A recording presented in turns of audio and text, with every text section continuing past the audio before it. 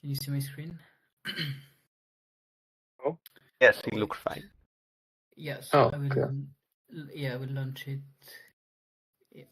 Sorry. uh, yeah, here we go.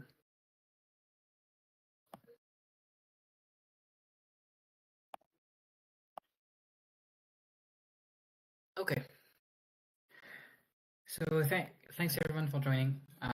So today I will go over the slides of Julian's and I paper. And so we will go over the overcoming sparsity artifact in Crosscoder paper and also like some follow-up results we had using SAEs. So just maybe for a bit of context, like what we're interested here is a subfield of Mech Interp that's like kind of not new, but like that got like more attention lately. That's called model diffing. And so the simple idea of model diffing is like imagine you have to audit code. Like if you have to audit a full file, you might like miss some stuff that like happened in the last commit. While if you look at the diff on the commit, then here you can see it's pretty clear that like someone changed the letter A in the API, and so maybe it's an attack and like it redirects to like harmful server or whatever. But just like looking at the diff in general makes task like much easier than if you had to actually audit the full thing you're interested in. And so for LLMs, we kind of have the same. We have like our post-trained LLM that are basically we represent as like the pre-trained model is a showgot, and the post-training just add kind of a small mask on top of it. And model diffing tells you maybe maybe you should start with the mask and try to interpret that first. And maybe that's enough to, for example, be able to know if a model is misaligned or something. Maybe you don't need to know how it does the low level stuff that the base model already learned. Maybe you just need to focus on the diff. So that's the idea.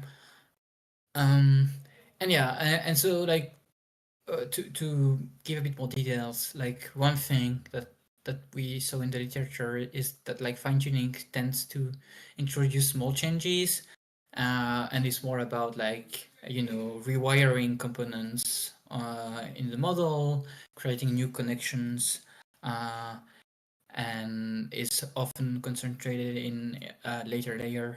And like a lot of scenario we are worried about are mostly like introduced or like promoted after post-training, so that it makes sense to focus on that. And OpenAI missed like deployed a small GPT-4o models update that was like pretty psychophantic. And I mean, it just sounds like if you focus on the diff when you do the eval, it should be like pretty obvious that the model developed some psychophancy. So here I will just go through like a few existing work pretty quickly, and I'm happy to like go back to it if you're interested. But like something that has been done is looking at the weight difference. Maybe if you have like a high difference in the weights between the fine-tune and the base model, that's where the important stuff is. A lot of people look at like representation similarity, trying to find like which layer changed the most and trying to understand, then go from that, they understand what changed. And also like cross-model activation patching is also pretty cool. It's where you take activations from a base or fine-tune model and you patch it into the other model, and you see like if you, for example, can you transfer some of the behaviors of the fine-tune model by patching certain activations. And model stitching is another thing where you take some, for example, half the weights from a model and half the weight from another one, and you kind of just stitch it and get a new model and study properties of those stitching. And like those methods are great, and they can give you like some pretty good insight. But like they mostly are good if you study like a well-scoped tasks where you already kind of know what kind of change you're looking for, and you have some easy, you have some way to evaluate your, you can have a corrupted prompt and a clean prompt, this kind of stuff. But we want to show alignment, and so one thing that's great for this is dictionary learning based techniques, because they are unsupervised, and so we can find the unexpected, which is what we would like in alignment. Because like you could use, for example, you could use diffing to try to understand why is my model reward hacking there, but you could also be like, oh, I want to have kind of a map of everything that changed during the post training, and then you would like to have some unsupervised stuff. So the first thing, using this, like bridging SIEs and diffing, was stage-wise small diffing by Anthropic, where you fine-tune an SIE, or for example, on the activations of the fine-tune model, and you see which feature changed the most. And like that can give you already, like for example, when they did this on backdoor model, like the feature that changed the most were kind of related to the backdoor model. Crosscoders is another example where you learn a shared dictionary of features for two models, but I will go into more details later. And latent scaling is what we introduced with Julian, and that's a metric that gives you like how fine-tuned specific is a feature. Yeah, I will skip this. Happy to go over it later. Yeah, so this is our paper that we worked on during Math 7, mentored by Nanda, and with some help from Bilal and Caden. So yeah, first of all, what is a crosscoder? So a crosscoder takes the base activation and the chat activation, for example. You can replace chat by any fine-tuned. And by the way, feel free to interrupt me at any point if you have questions regarding the architecture or some details. And I will also answer questions after the talk. But yeah, so you stack the activation of base and chat, and you use this to you put this into a encoder that will give you a sparse code. So for example, you want to have L0, so like max, maybe like 100 or 200 features active at a time. And then you use the same code, and that's crucial here, to reconstruct both the base and the chat activation. But for each model, you have a decoder. So like, for example, to reconstruct the base activation, I take the sparse code and I apply my base decoder to it, and I get the reconstruction. And like same for chat. And like one thing to like kind of keep in mind here is that like this is a shared concept space where each entry here is a concept that has like one representation in the base decoder and one representation in the chat decoder. And so for some concepts, you probably expect them to be the same. Like, I don't know, concept of a dog shouldn't be that different, but maybe for task-specific vectors, that the task-specific concepts that were trained during the fine-tuning, maybe you expect like some differences. And yeah, so in the original paper, the sparsity loss to make sure that this is actually sparse was for a sum over all the concepts, and you get their latent activation multiplied by the sum of the decoder norms from the base and the chat representation of the concept. Yeah, so then one obvious thing you can do, because we are interested in the difference, right? Well, diffing is about the difference. So we would like to find a concept that like are either specific to the base model or specific to the chat model. And one way you can do that is to compare the norms for each concept that they have in the base decoder versus the chat decoder. So, for example, if a concept has a 0 norm in the base decoder, that means that this concept is only used to reconstruct the chat activation. So it's probably a chat. for probably a chat-specific concept. And the other way around, if it has a zero norm in the chat decoder, then it's not used to reconstruct the base activation.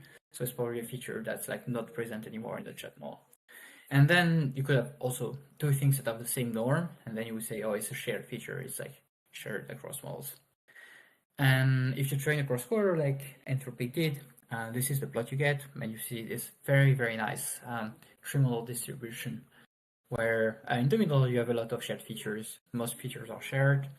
On the right you have a small bump of chat only, chat only, we call them like this, features, and on the left base only features.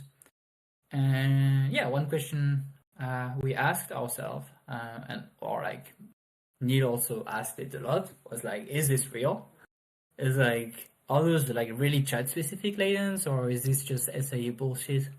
Can we figure this out?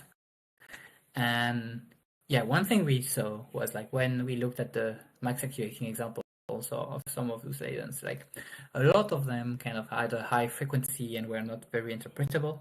So we're like, oh, there is something weird here. And like maybe it's just, regular SAE kind of problems, but like maybe there is something deeper. And yeah, so then we looked at the L1 loss, which is like latent activation times sum of the norms in base and chat decoder.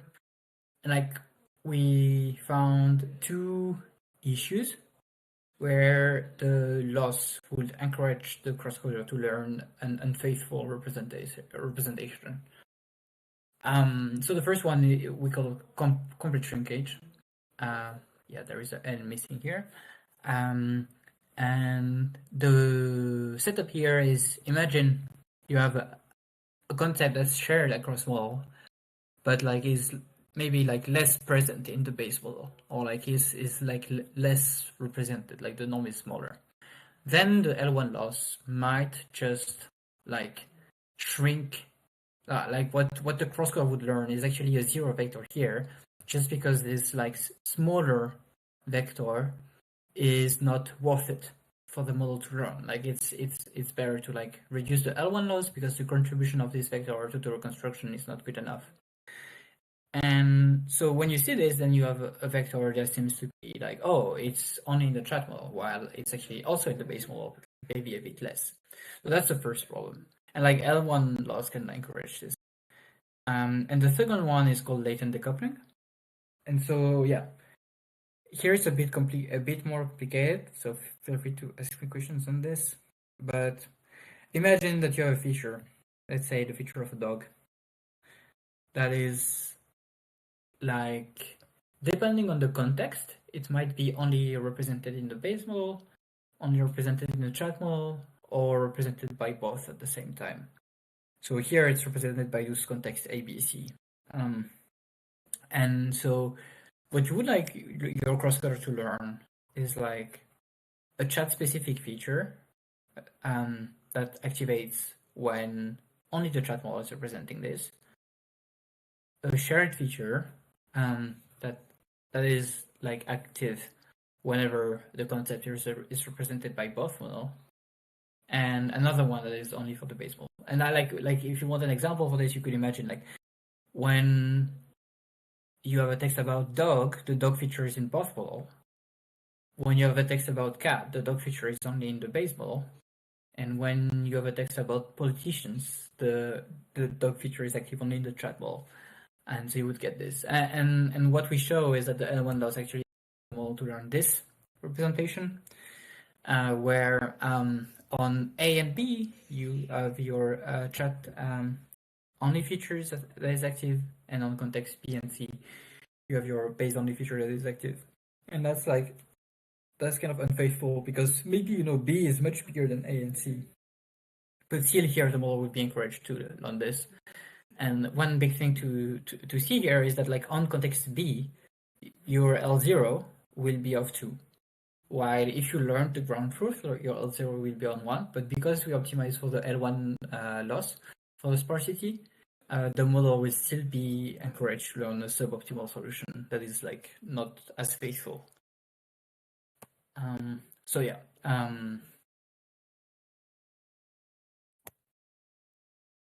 Then we try to measure those issues and see if they were actually happening in practice. And so we developed latent scaling, which is like a metric to measure model specificity of a feature. And the core idea here is like, if you give me a chat only feature, it should not be able to explain the base activation. Like I should not be able to reconstruct better the base activation by using a chat only feature because it's supposed to be only in the chat model. And if you can actually improve your reconstruction with this chat only feature, it's probably that something is wrong. And so if you have a complete shrinkage, you would expect your chat latent to be able to reconstruct the base model error.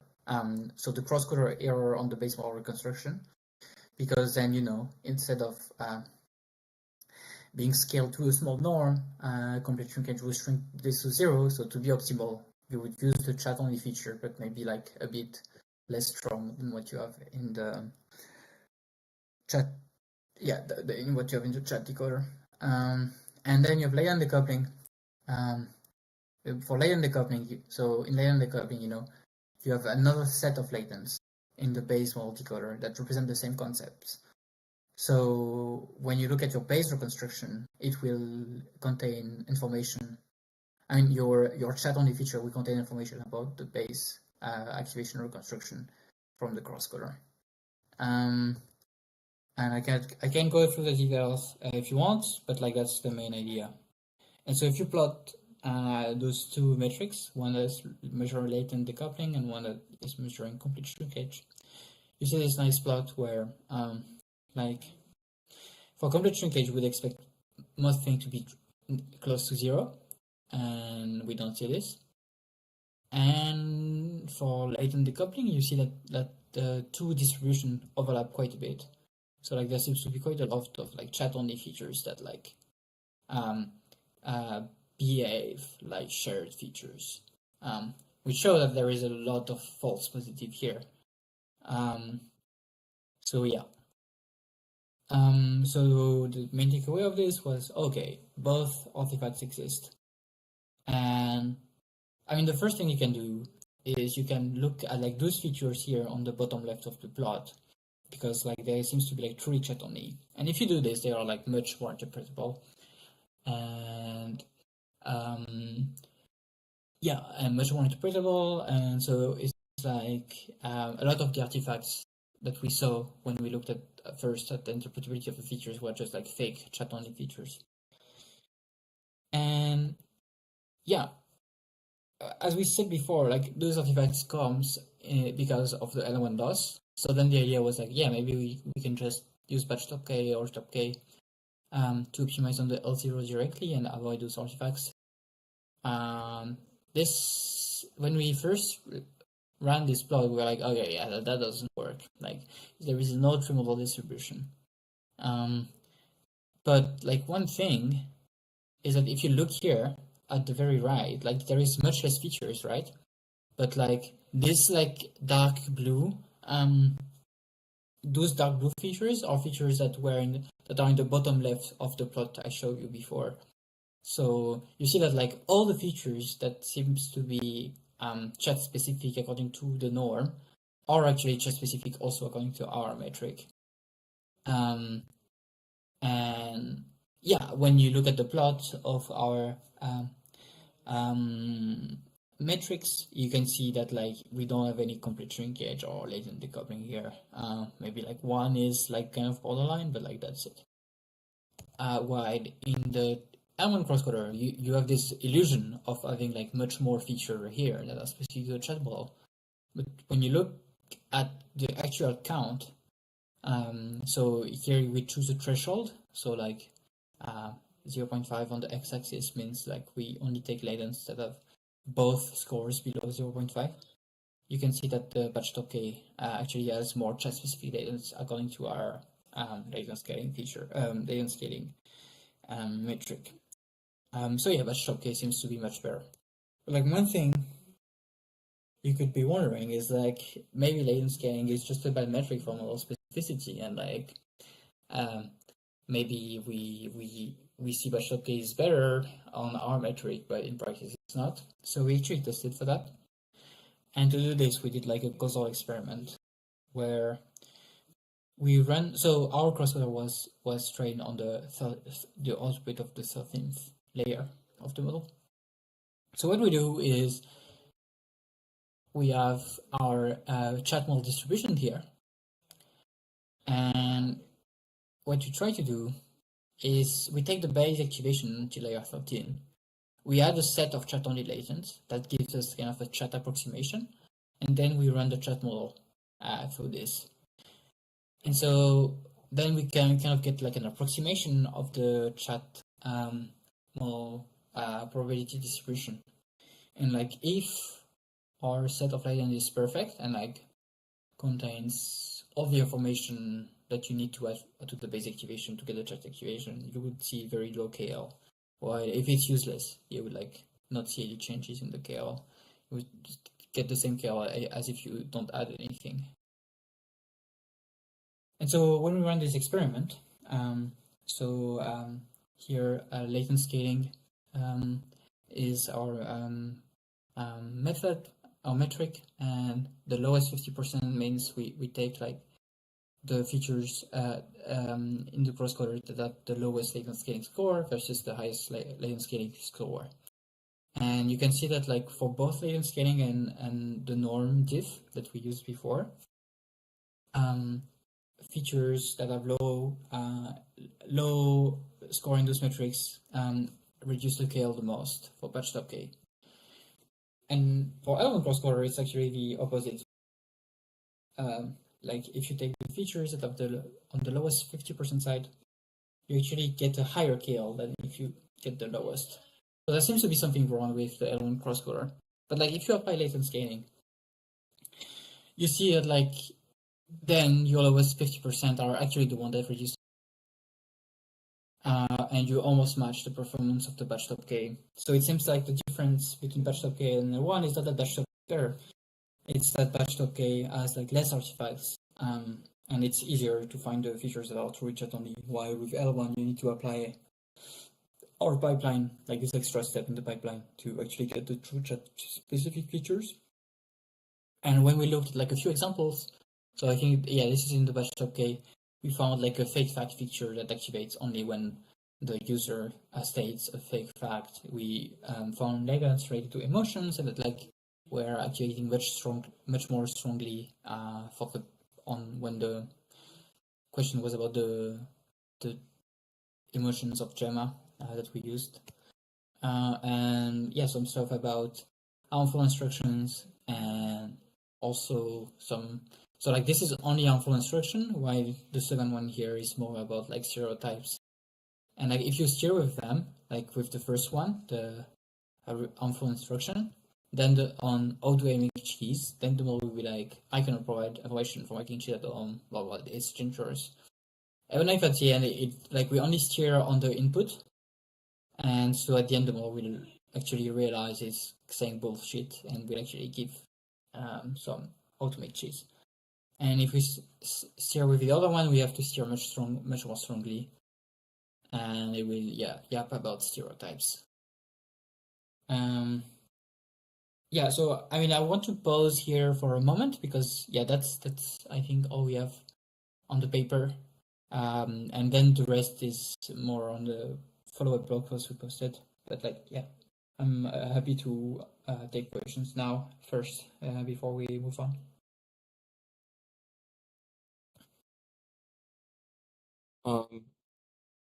So I mean I just had a question about like the form of the equation to test the reconstruction ratio specifically and how it like kind of indicates decoupling. This one.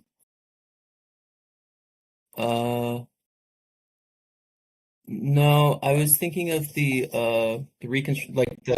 beta reconstruction ratio. I'm not sure if it was in this.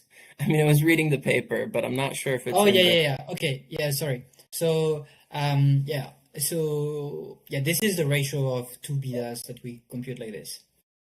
Oh, okay. Yeah. So okay, let's dive into this. So the way latent scaling work is basically you try to find the beta that like minimize that like reconstruct the best some yi, okay? And so what we choose for yi is the base reconstruction versus the chat reconstruction, for example. And so we will get like one beta for the when we try to reconstruct the chat reconstruction, and one beta for the base reconstruction.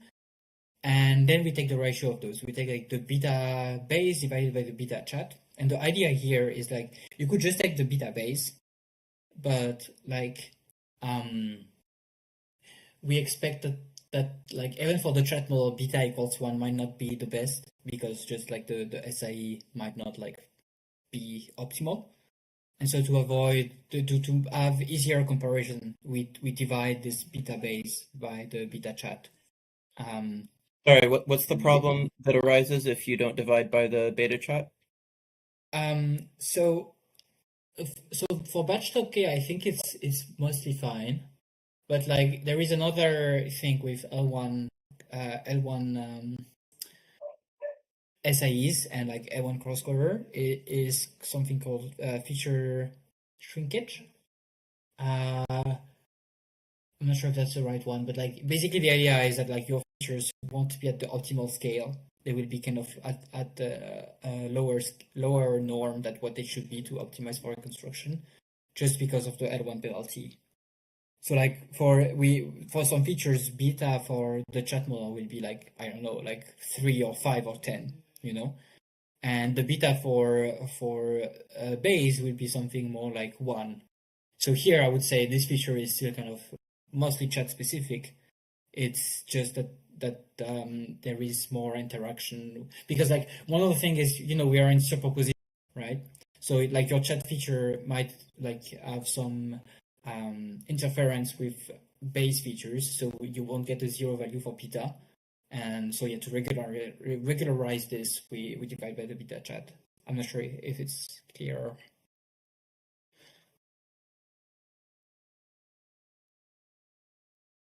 I was a bit distracted because my dog is bugging me, but No worries. Yeah, I mean, let me just open the paper. Maybe it's easier. I mean, I maybe think Julian, you can explain it better. maybe the core idea is just right. The easiest to think about it is the shrinkage part, where it's just like certain features are shrunk because of the L1 loss. Now, if you look at a chat only feature and you see it's shrunk a bit, but the amount with which it shrunk, you need to regularize for this. okay, Because yeah, that makes maybe sense. the chat mod, like all the features have shrunk a bit, but you just want to regularize it such that you detect when it's like shrunk more than all the others, basically. So you're That's why essentially detecting the extent to which it has that property relative to the chat. And you have to like take into account shrinkage, so you're dividing by the chat to like kind of regularize it. Yeah. Exactly. Okay. Yeah, I think it's And the clear same in is the version of the paper. Yeah, the same holds for latent decoupling as well, because you expect that all feature have some interaction with other features. The question is just, is like this one having especially like particularly a lot? Yeah.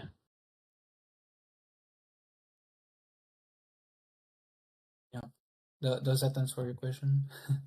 Yeah, it does. Cool. Thank you. Yeah. Any other questions before I move on?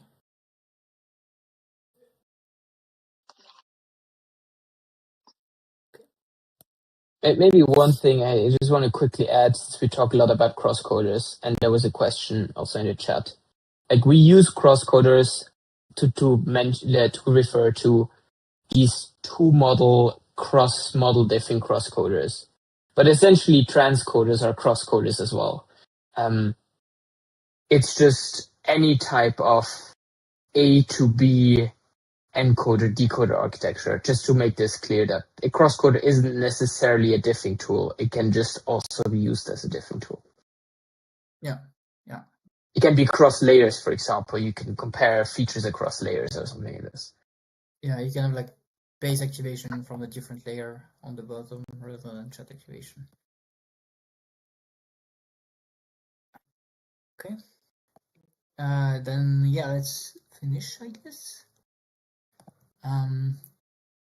So yeah, then we realized that the latent scaling metric we add, we could also apply it to we could apply it to basically any features, no matter what the dictionary comes from. Because like in the formula, what you need is just latent activation and a direction in the residual stream. So like it's very, very general. It's like, yeah, you don't need a crosscoder at all.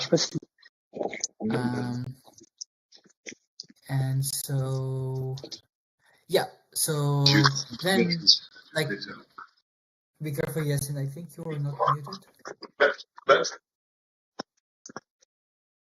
Okay, anyway. So one thing that's a bit like kind of bad when in Crosscoders is that the chat only features seems to have like a much higher frequency than like all the features, which is a bit surprising, but because there is no reason that like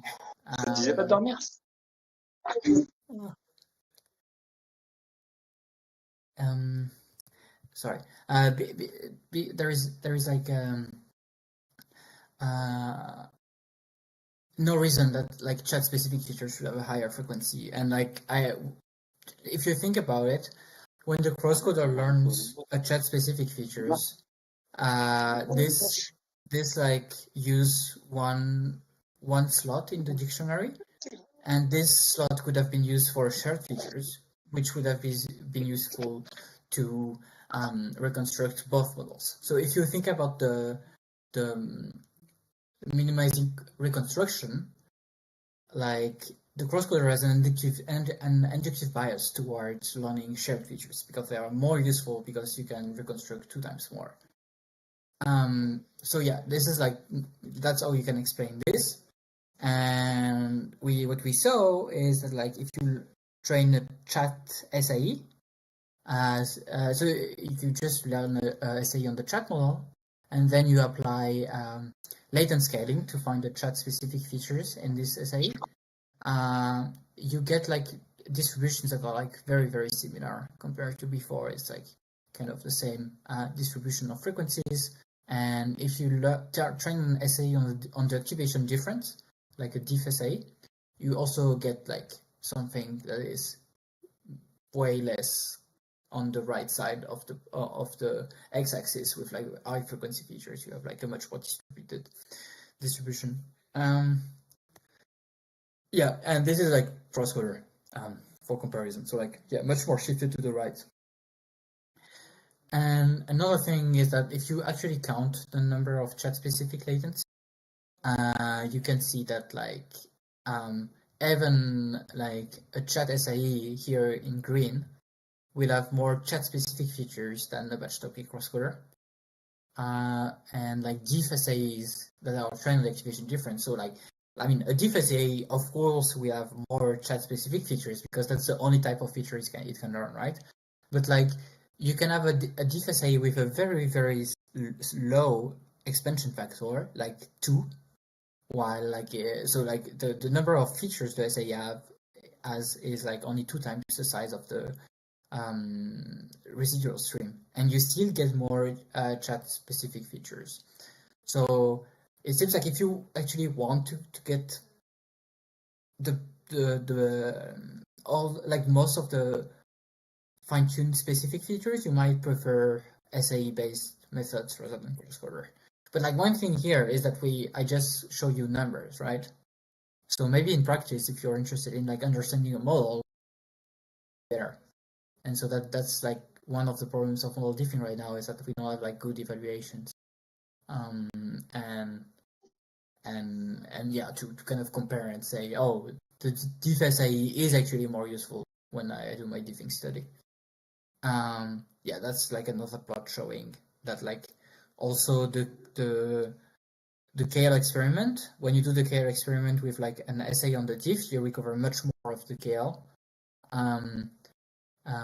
which means like you almost get the chat model, and like you're much closer to the chat model when you add the chat specific features to the base activation than when you do it with the patched up K crosscoder or the SAE. And yeah, and like maybe like a few direction for future works is like make sure crosscoder actually beat the SAE baseline, and like which assumes that you have an evaluation to run to compare them, which I think is also like kind of difficult. I think I would be excited to see more exploration of stage-wise diffing. I think it has been reproduced by Anna Soingo with crosscoders. But yeah, I think like there will not be that much work on this, and I try to see the limitations. And like yeah, this is badly written, but the idea is like I'm not sure how important it is to sample from your model to find the difference, because we trained those crosscoders on chat data, so it was not generated by the model. So it's unclear like how faithful is your representation towards the actual model, because like this data is kind of out of distribution from when the model interacts with you. And yeah, I think like one thing I want to also say about and working on is applying Melbo or DCT, which is like an unsupervised way to get steering vectors with some different objectives in the loss. I think it would be quite good. And yeah, with Julian, we actually did have a paper on this, trying to do this and showing that like very, very simple tools can like discover the fine-tuning objective of narrow models. So there should be more work on this. Yeah, and like also like one big thing I'm working on now is trying to understand models persona with model diffing. And yeah, that's it. Thank you for your attention.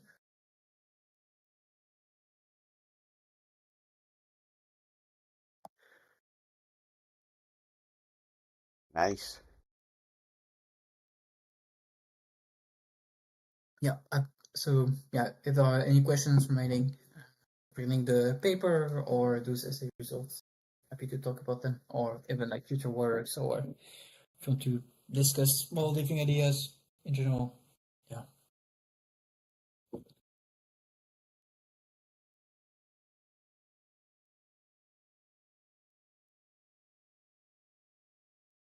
So I saw someone getting a mute.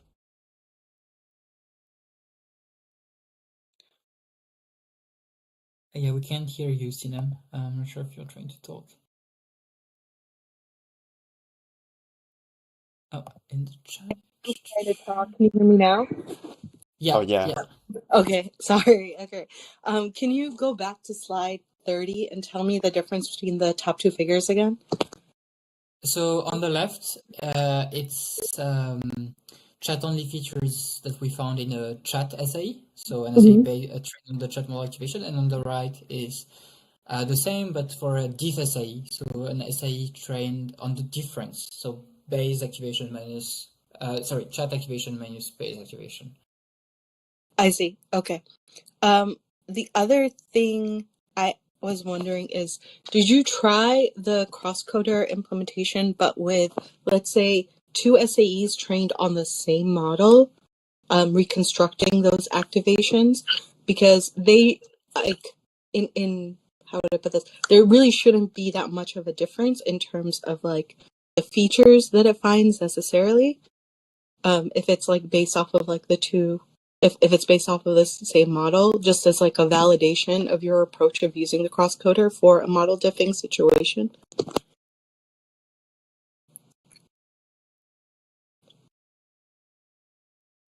So Okay, so if I train an SAE on activation from both models. No, you do it on the same model. So it's like one model. So this is more of a like, because from this slide, it really seems like the crosscoder might be picking up something different. So I'm wondering if you take the same model, right, and then you just do two different training runs of different like SAEs, right? So they'll have some minor differences, right? Depending on how long you run it, maybe one will be better than the other. Maybe one will have better on some layers and one better on other layers, you know. But overall, right, like it is the same underlying model that it's trying to reconstruct. Yeah, Julian, do you want to respond? Yeah, I think like it's a great idea. I would like what you could do is just train a crosscoder on the same model and on the same activation, just to get a lower bound of what kind of noise you want to expect. But we didn't do this. I think, yeah, this might be worth doing if you want to do a bigger scale of variance in crosscoders. But yeah, I mean, also it's not that cheap to train. Like it's cheap, but not that cheap. So yeah. Yeah, I can see that. Yeah. But like, yeah, one thing you're right to question is like, is this a better distribution that is better representative of the actual chat specific features? Or because one thing that also happens in SIE is feature splitting, right? When you get the same features but like multiple times into SIE. Right. And so if you know this feature on the right here, you could like decompose it like 10 times in like 10 features that does the same thing but on a subset of the data, and then you would get the plot here. And like I think so, yeah, I think it would be interesting maybe to like do another seed and look at like how stable is the distribution. But in the end, I think the right way to check this is to actually have a downstream task. And you're like, I want to understand this model. If I look at those features here versus like those features here, which one give me the most information? And also like one thing I want to add is for the DFSAE, you can make it like narrower and narrower. And as you make it narrower, your blue plot is kind of shifted to the right because the model has not many features anymore. So it will try to learn features that activate the most. And we saw that we could like reduce the width of the DFSA quite a lot and still get a good like KL reconstruction.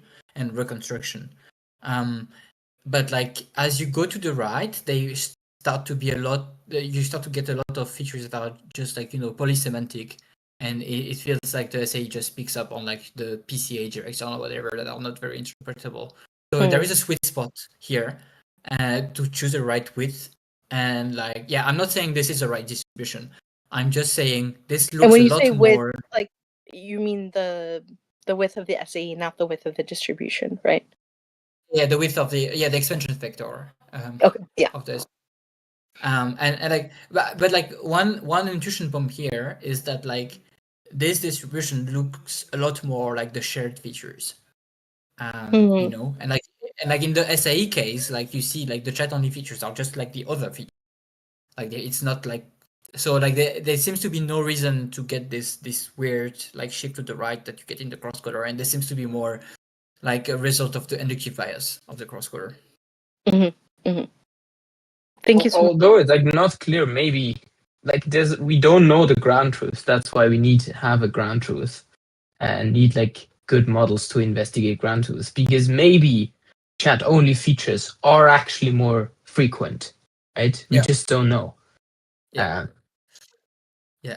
absolutely. But yeah, very good question.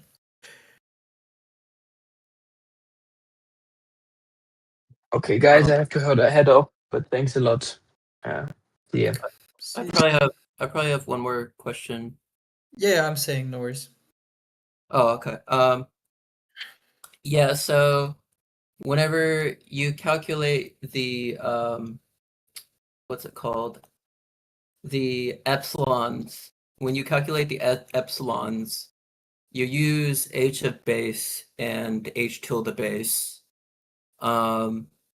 And typically, from, doing statistic or like learning statistics, like without the tilde, it's like the ground truth, and with the tilde, it's like your estimator of, sort of a ground truth. Yeah. I'm just not sure, like how you get the H of base. Like, how do you get the H of base? Like, how do you know the true, like, does that make sense? Okay. So I will try to answer this by saying all that stuff, and you let me know if it does answer your question. So in latent scaling,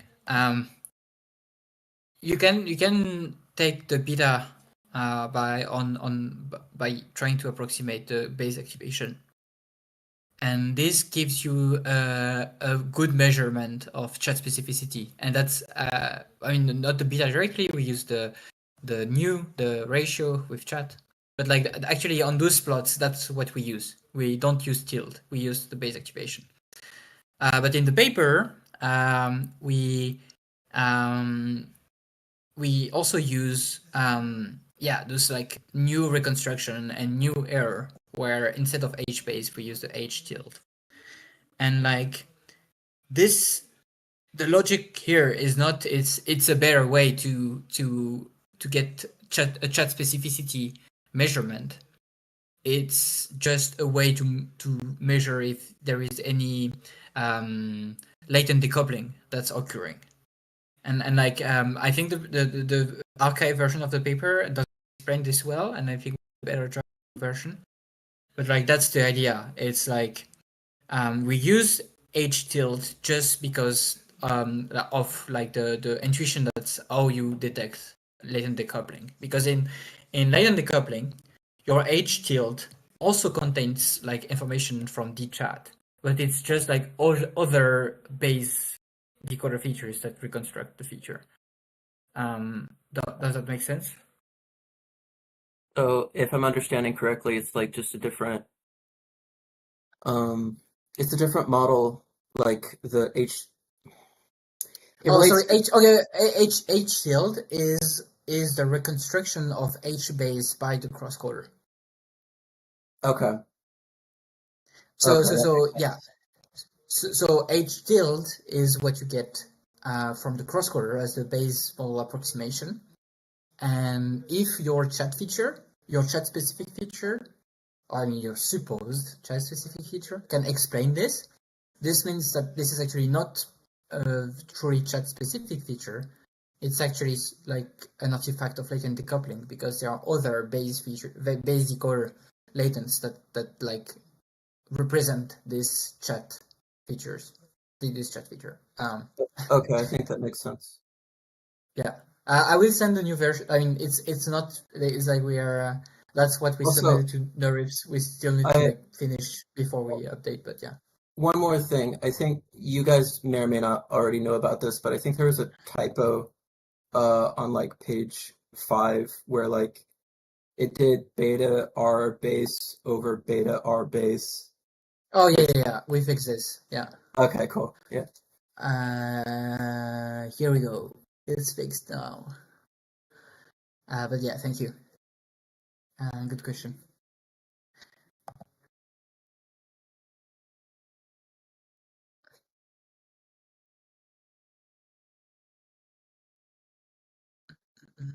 Okay. If there are no other. Oh yes, Yasin, maybe. Yes. Well, thanks for the.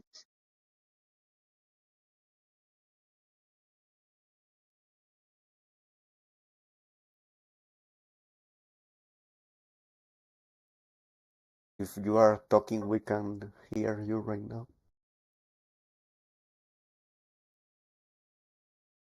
What did you say, Alex? That if Yasin is talking, we can't hear him right now. No, I can hear him. Maybe you muted him. Oh, Yeah. Sorry. What was the question, Yasin?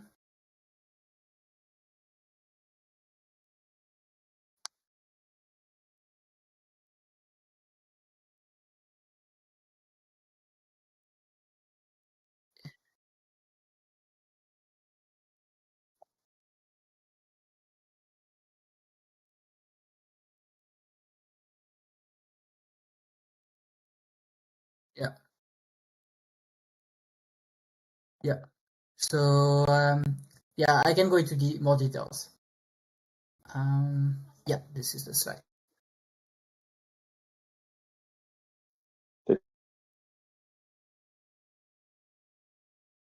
No, I didn't go into details. So the way this works exactly is so you get the base and the chat activation. And so for the crosscoder, what you do is you run them through the crosscoder. So okay, sorry.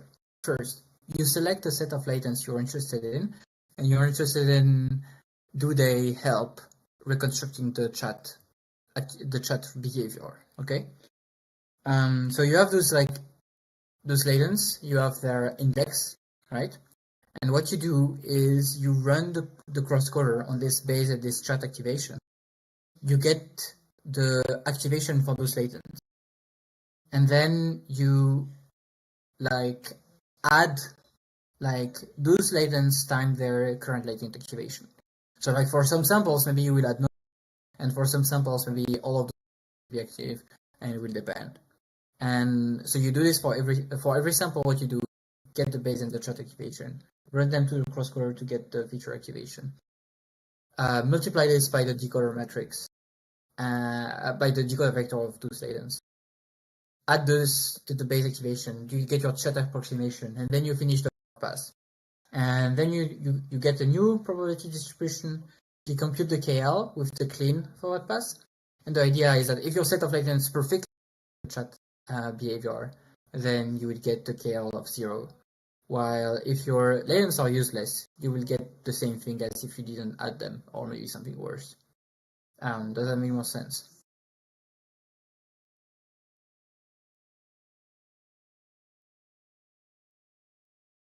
In fact, it's all the latents that are active when on the chat models. You select those latents, then you activate them for the base model to see if there's a difference afterwards with the KL. So yeah, but you don't take all the latents. So for example, you would say, I have 1,000 latents that seems to be chat specific because they have a low latent scaling score, for example. And so you will add only those to the base activation. Yeah. Okay. Those that are active on your sample. Yeah. And you scale by the latent activity. And you scale by the latent activity. Okay. That was the question on the scaling. How do you find the right scale to apply to? Yeah, so that's the thing. It's not I don't select one scaling by latent. Is I get the activation for this sample because I run the crosscoder. Mm-hmm. So I run the crosscoder, I get the crosscoder activation for those latents, and then what I add here is a linear combination of scaled by the crosscoder activation, by the crosscoder code. Yeah. Okay. That's a very interesting approach to say that to automate this part of the analysis. Yeah. You could do other stuff I don't know. You take the projection on the chat activation and you add this here. But yeah, we chose to do this. Well, thank you. And I have some other question also. I think with the auto interpretability, but I think you refer some other work, and because I find it also very interesting to measure the interpretability of the latency you have with the base Chugtai. So yeah, qualitatively when we looked at them, most kind of very interpretable, and then we ran the auto interp pipeline and got this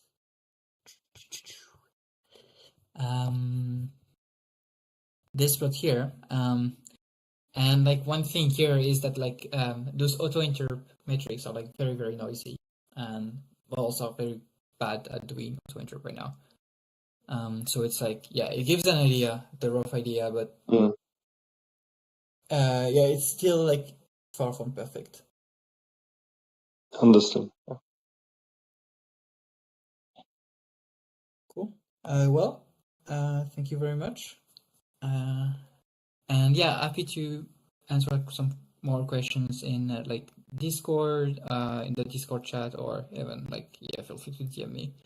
And if you have like some other different stuff you want to talk about, I'm also happy to do that. Yeah, thank you so much for you all for coming and for the great question. Well, thank So, you. And yeah, thank you all for coming here. Thank you, Clement, and the other co-author for presenting your paper. And yeah, from my side, I just want to mention that if anyone wants to revisit this session for any reason, the recording will be published soon. It's already on YouTube, but I will send the link over the text channel soon. And yeah, that's all. yeah, so thank you very much for the recording and stuff. Nice. Yeah, bye guys. Thank you. Bye, Bye. everyone. Thanks again.